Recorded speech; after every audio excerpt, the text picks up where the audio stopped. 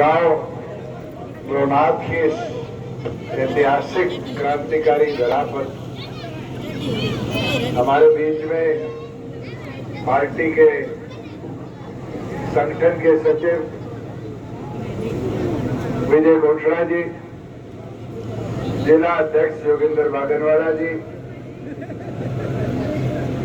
हल्का अध्यक्ष राजवीर तालू जी,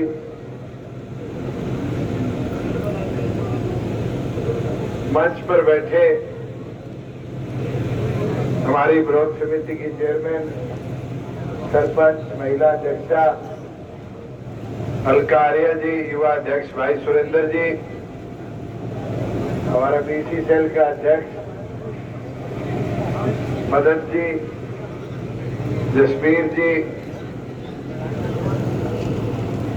सभी सम्मानित पदाधिकारीगण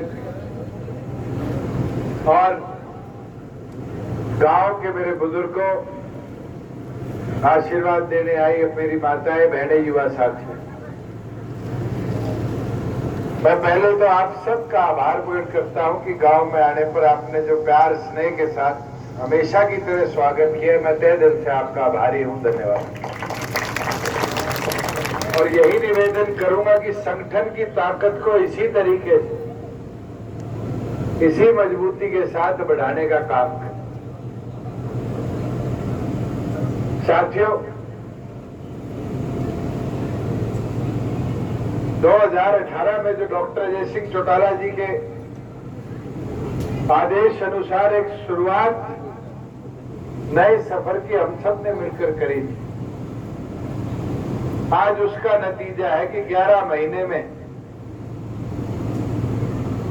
आपके संगठन के 17% वोट और 10 विधायक जीते। और उस समय तो लोगों के बहम था कि शायद जेजेपी इस चुनाव में अगले में कुछ ला पाएगी। वो जो शायद की सोच थी, कई विधानसभाएं ऐसी थी जो हम आराम से जीत सकते थे, उसमें भी कार्यकर्ता ने जो मेहनत करनी चाहिए थी उतनी नहीं कर पाए। मगर साथियों, आज आपकी राज्य में हिस्सेदारी हुई और उस हिस्सेदारी का नतीजा है कि 3.5 पौने 4 साल के सफर में प्रदेश के अंदर किसान कमेरे को मजबूती देने का काम किया। मैं आपके गांव का एग्जाम्पल दे दूं, उदाहरण ये स्टेज पे है, ममता जी बैठी, सरपंच आपकी, सीमा जी बैठी, चेयरमैन,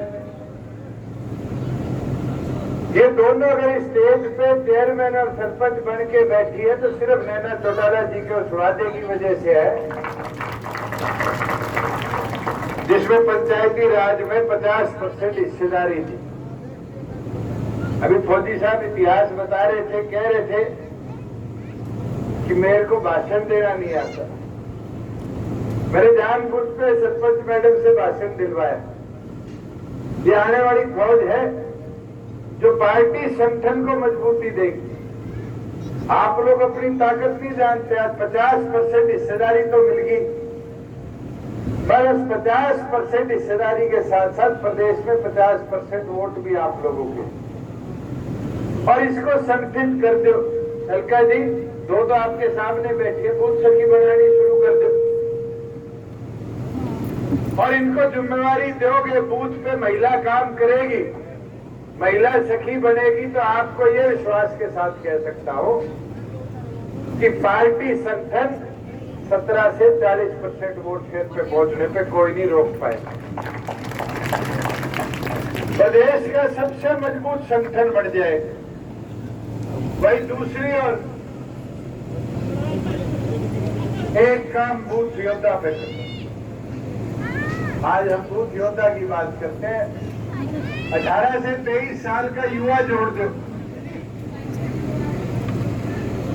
जितने ऊपर स्टेज पे बैठे गांव के हो, ग्वांड के हो, ये वो डॉक्टर अजय सिंह चौटाला जी के साथी है जिनने 96-97 के अंदर नारे लगाने शुरू किए। और 2-4 तो शायद ऐसे भी है जिनने चौधरी देवीलाल जी के साथ 70 से शुरू किए। जो 18 साल की उम्र में नारा लगाना सीख जाएगा, पार्टी के साथ जुड़ जाएगा, वो 30 से 50 साल पार्टी की विचारधारा को मजबूत करने का काम करेगा। ये भी राजेंद्र ने, आजाद ने बच्चे बुलाए, ऊपर फोटो कराई, ये वो नई प्योद है जिनको हम प्यार कर रहे हैं। और यही प्योद होगी जो 20 साल 25 साल बाद भी आपके झंडे को उतना ही ऊंचा, उतना ही मजबूत रखने का काम करेगी। तो राज की इस पावन धरा पर यही निवेदन करूंगा आप कि बूथ योद्धा और बूथ सखी पर अपना काम बढ़ाने का कार्य करें। वही दूसरी ओर एक चीज जरूर दिखी, आते आते गांव में खंभों पे झंडे बांधे हुए, पर मैं गर्दन हिला के यूं घरों की तरफ देखने का काम करूं तो झंडे नहीं। और ये कोई एक नहीं, अपने नहीं है, उनके नहीं, हर चुनाव सिर पे आने वाले हैं। आज झंडे लगाओगे तो हवा बनेगी। और चौधरी देवीलाल जी हमेशा कहा करते थे, हवा बनाओगे तो राज बनेगा। अगर हवा बनी थी तो 10 विधायक जीत के आए, हवा ना बनी होती तो खाता भी नहीं खुलता। आज से 5 महीने पहले लोग क्या क्या करते थे कि जेजेपी तो खत्म हो गई, क्या करते थे, नहीं क्या करते थे। आज उन लोगों के सपनों में भी कौन दिखता है? आज तो उनकी चिंता होगी, 100 फिरने क्यों शुरू हो गई। और ये वादा मैंने किया था कि मैं 4 चीज पे काम करूंगा। मेरी कमी रही, उन 4 में से 3 पे तो काम करता रहा, एक छूट। एक तो सिर से ठंडा रहूंगा, गुस्सा नहीं करूंगा। एक मुंह से मीठा रहो, सिर से ठंडा, मुंह से मीठा। जो कमी मेरे में रह गई थी वो थी पांव की रफ्तार। ये कोरोना किसान आंदोलन ने उस रफ्तार को रोक दिया। सिर से ठंडा, मुंह से मीठा, पांव की रफ्तार, और सबसे जरूरी जो चीज है वो है पार्टी का प्रचार।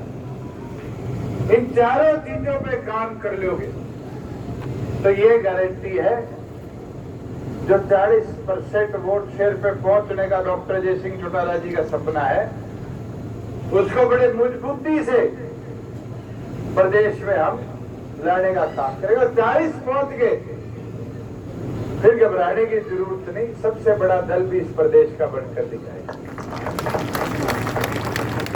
और काम बहुत करें, कामों की कमी नहीं छोड़ी। अभी मैं आ रहा था, आपके मेन रोड से लेके गांव तक चौड़ी सड़क बन रही। आज जाओ, ऐसी कोई विधानसभा नहीं, ऐसा कोई विधायक नहीं है जो कहता तो मेरे हल्के में काम ना हुआ और सड़क ना बनी।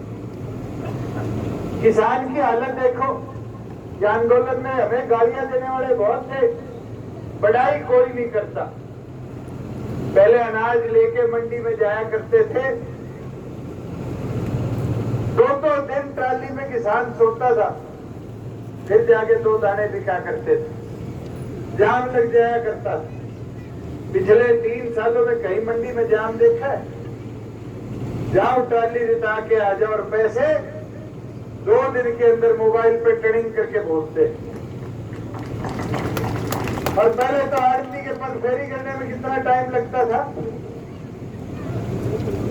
ये हमारे बुजुर्ग बैठे ये बता देंगे। 2 महीने से पहले तो पेमेंट आया करती थी अनाज की, और आज तो 2 दिन में आ जाती है। ये मुमकिन क्यों हो पाया? क्योंकि राज में सारी हिस्सेदारी।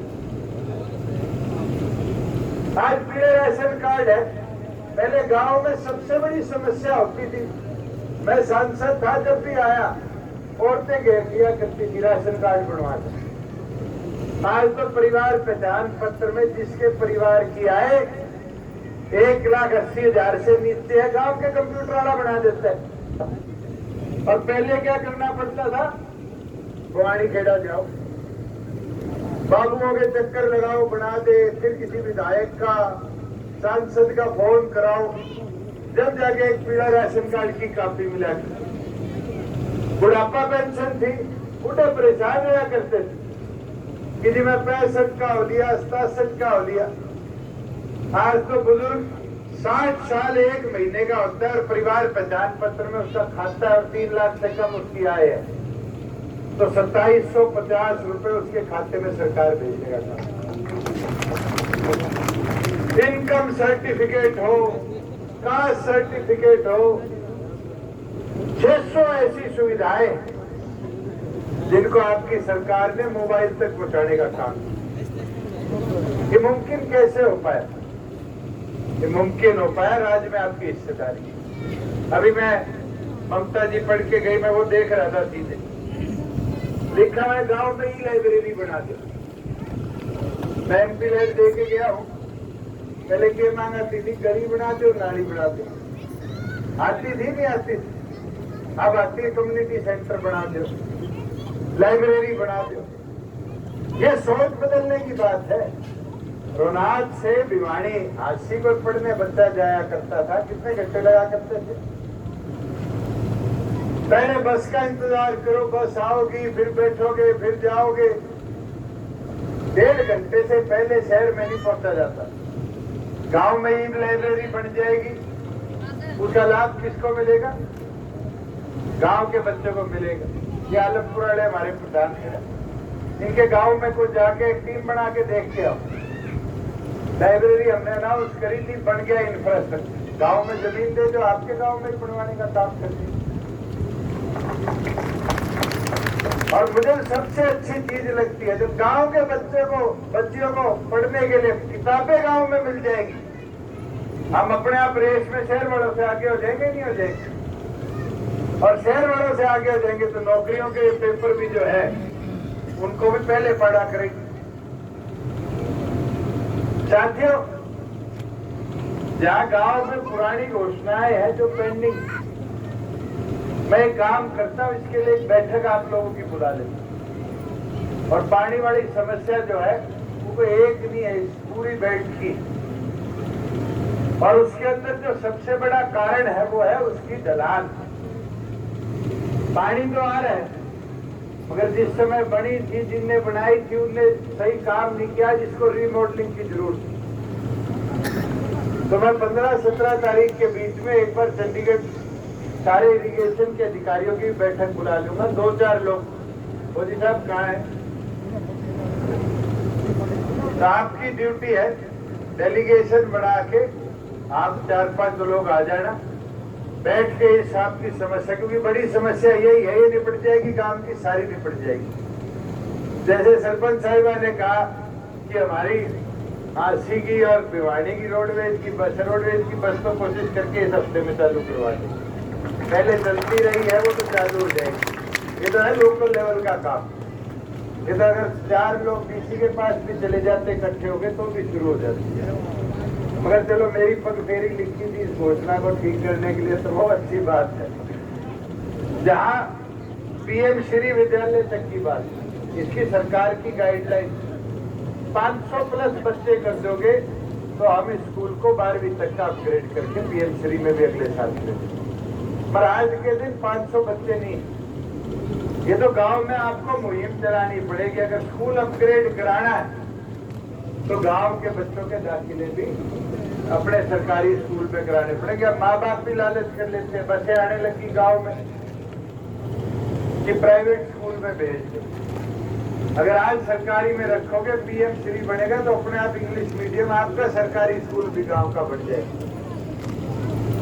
और हमने तो कई गांव के स्कूल देखे जो शहर के अच्छे प्राइवेट स्कूलों से भी अच्छी तरीके से संचालित कर चलाने का काम किया जा रहा है। जहां आपके गऊ घाट बनाने की बात है और जोड़ के सौंदर्यकरण की बात है, बॉन्ड अथॉरिटी हरियाणा के सभी 18,000 तालाबों पे काम शुरू कर दिया, क्योंकि उनके पास मैन पावर लिमिटेड थी। अब तक उन्हें 1600 तालाबों के नक्शे हमें प्रूव करके दे दिए, जिनके टेंडर भी हो गए। आपके आस पड़ोस के भी 3-4 गाँव के तो मुझे याद है जहाँ तालाबों पे काम चल रहा है, और एक एक करके, क्योंकि एक दिन में ना तो इतनी मैन पावर है ना मशीनरी है कि सारा सौंदर्यकरण भी और गौ घाट बनाने का भी काम। तो मैं इसको प्रायोरिटी पे डलवा दूंगा कि इसको अगले जो चरण 24 का है उसके अंदर आपके तालाब का सौंदर्यीकरण का काम पूरा हो जाए, जहां आपके 2 क्रम 5 क्रम के सड़कों के कार्यों की बात है। आज 5 क्रम मार्केटिंग बोर्ड बनाता है। अगर उन सड़कों पर राइट ऑफ वे है 7 क्रम तक की चौड़ाई है, तो हम पीडब्ल्यूडी में उन 700 किलोमीटर बैलेंस सड़कों को भी अब लेके बनाने का काम करें। जहां 2 क्रम के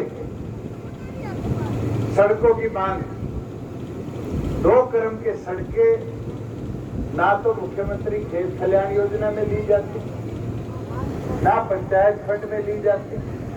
उसका एक ही तरीका है कि जिला परिषद के जो फंड उनमें प्रस्ताव करे जाए। जितने आपके 3 क्रम के रास्ते अब हम इस साल के अंदर 25-25 किलोमीटर प्रति एक विधानसभा मुख्यमंत्री खेत कल्याण योजना में ले रहे, उनके अंदर डलवा के उनको मरम्मत, उनको पूरी तौर पर, जैसे डॉक्टर साहब ने ढाणियों के रास्ते बनाए थे, उसी तरीके से 3 क्रम के इंटरलॉकिंग के रास्ते हम लेकर चलने का काम करें। जहां आपकी एक मांग है कि गांव का लाल डोरा बढ़ाया जाए, मैं उसके विपरीत हूं कि लाल डोरा खत्म किया जाए। और आज उस चीज के ऊपर हरियाणा सरकार ने बहुत गति से काम किया है। 6800 गांव का लाल डोरा खत्म लगभग हो चुका। 24,88,000 प्रॉपर्टी आईडीज हमने गांव के जिनके पास लाल डोरे में मलकियत थी उनके हाथ में देने का काम किया। और अब जो भी हमारी गांव की हदबस्त है,